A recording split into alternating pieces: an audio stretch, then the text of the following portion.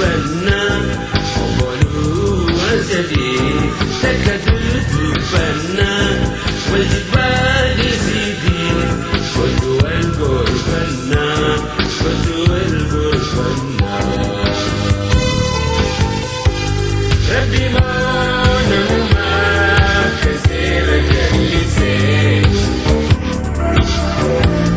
وكمان نوما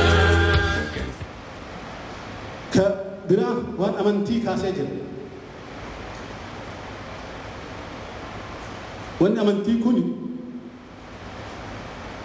أكا يالو لا يتلالو نورنجر يرو وان قبصو ورموتي كي أمنتي غرغرة كان لابو جهاب مرتي وان زمان هاي السلاسة الرجل كبي نوكي سباني وصو شيء أديسة يجاملون يمسكون سانكي سين برباد وعلى ما ده الله نياده كيسا لما نوجر يشوف برباد هاج چتوكتو وان جناني يادتا أشرامو مسكالة بومبيتشو نما جدامو نما توكو بيكينتي جر والله ما جران isini jechu barbaada waan kana irratti waan amantii kana irratti haajiin maja dhagaa jedhan an islaamummaa tana abboon kiyyallee keessa ture turuu baate illee an itti amanee fudhee islaamummaan jaannata seena jedhee fudhee amaamaa kana maradhee deemaa jedhan yoo barbaade rabbii fi kiyyaaf namni walaa gaafannu malee ofirraa lafa fuutee kaa'uu danda'a jedhan Oromummaan uummatiyya Oromummaa ofirraallee fuudhuu hin danda'u.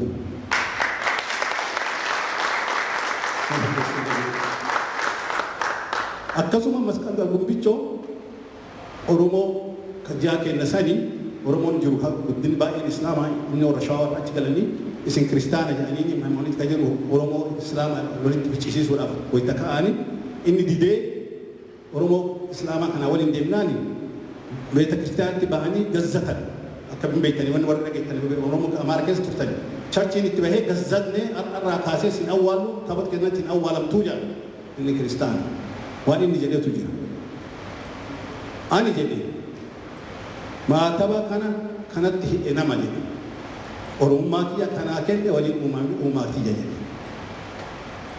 إنسان إسلامة هاني أنا كريستيان تهين وجان نباسو bakka fedhetti awwaalamaa maatabaa keessan hajaa isaa hin qabu jedhe kan waan wajji himu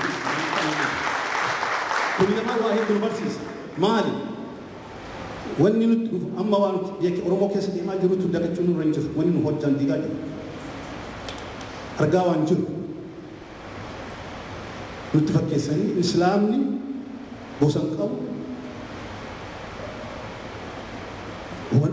islaamni intarnaashinaaliidha Islam tokko waliin deema wannoo qomu jedhaniiti kanaan nu keessa seenaa jiran Oromummaa kenna nu dhabsiisuudhaaf dhugama isinitti maal Islaamummaan tiyya Islaama anaaf Rabbitti walitti beeka bira taruu hin qabu Oromummaa nagachisiisuu hin qabu karaa biraatiin bara kiristaanaa charchii Oromoo jedhan kun dhiisuu isinirra jira reefu isinitti himanii jiran waldaa kee keessa akka ta'e wanni wal dhoksuu hin qabu namatti walitti himna waldaa كنا كان بسيسا كجرو أمانتي إسلاماتي كريستياناتي كنت تشرشين تشرشين تنو راك لاجرا كبسوت إساجرا أروما دا كتاجرا ور إسلامات غلاجرا نو راك لاجرا كوني لافتو أنتنا كرابيراتي ديني كنا ننتي في داجرا كانوا فرنا نقول كبسوت إنه فدونا نجيم سيسا كنا بكتير تري رتوجتشو بربانا يشوا كانوا باي برباجسا أروما كنا سنقول كنرت باء وقموس ورنا درا جراني تقوما كنا كأبو دندن لافتو كنا تاني هم ده أينة تيجو يرتي يرى أولك تنهم ده كني روما كنا سنجبسينه تقوما كنا أبو برا تيجو تقوما سيو أينة نملي فتوجو أرا لالچسه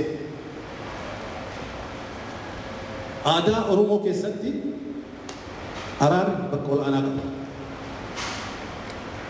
يوم فات اللي نقول له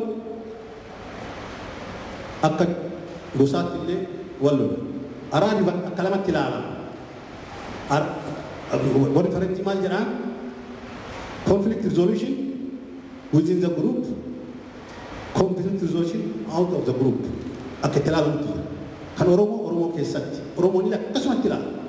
Akka itti Oromoo wal araarsuuf. Akka hamba biraatti walitti araaramullee garagara. Akka itti ilaalullee garagara.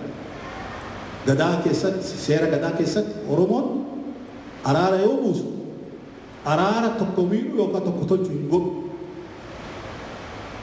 Araara lachuu walitti araarsuu godhu. Kana faranjiin maal jettiin win-win solution. Lachuu itti oolan jechuudha. Wal araara walitti akkana. Malee tokko kaa'ee tokko baabsee tokko hojjaan kan dhiyeessuu miti jaarsi illee duuka leessa deemu jechaadha. Araarri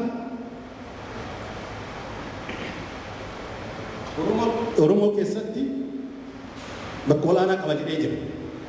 Kun immoo jaarsota qaba. Jaarsotatti himatan. Jaarsi laalee gara lachuyyuu natti kennadhaa jedhee itti kennatanii yoo jedhan laalee kana jedha jedhee fudhatu. Waan san Oromoon tokko marga ciree margan lafa kaaya yookaan immoo jaarsatu akka hin deebine godhu. Warri lolli sun akka fiixa bahu godhu jechuudha. Akka lolli sun badee araarri sun fiixa bahu godhu. Dhuunfaa warra wal lole kan fi argisiin hima nama wal ajjeese. Nama namni ajjeese dhufee namicha ajjeesee dhufee jaarsa biyyaatti dhiyeesse. Jaarsi biyyaa waan eeganatti dhiyeesse koottaa jedhee warra kaawwatawaa wayitawanitti araarsan. Wayita fiixan dubbii sana gaa'usu deema maal godhan ganzaba irraa gumaa nyaachiif Oromoon gumaa hin walirraa hin nyaatu dinna. Maal godhan durba walitti heerumsiisan walitti horsiisan. Durba warra kaanii kaan kun akka fuudhu godhanii walitti horsiisan. Allee kan beeku ilmaan gara 10 walitti horanii warra waliin jiranii warra ani beeku warra waliin irraa ajjeese. Obboleetti makka du'e isa walitti kaan fuudhanii walii irratti walitti gari lachuu har'a fira ta'ee jechuudha. Hojjaa wal dhabee jechuun hojjaan citee hafa jechuu miti. Akka dhuunfaatti illee Oromoo walitti araarama. Yoo walitti araarame araara dhugaa godhata jechuudha. Araara jechuun araara dhugaati jechuudha Oromoo jettutti gadeemu.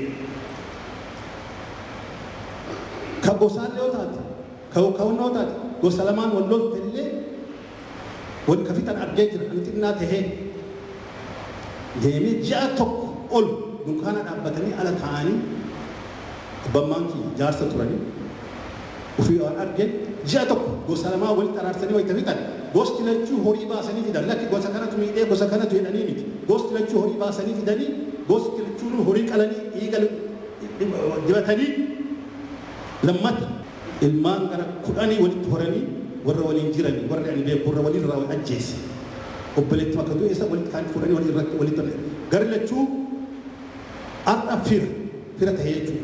Hojjaa wal dhabee jechuun hojjaan citee hafa jechuu miti. Akka dhuunfaatti illee Oromoo walitti araarama. Yoo walitti araarame araara dhugaa godhata jechuudha. Araara jechuun araara dhugaati jechuudha Oromoo jettutti gadeemu.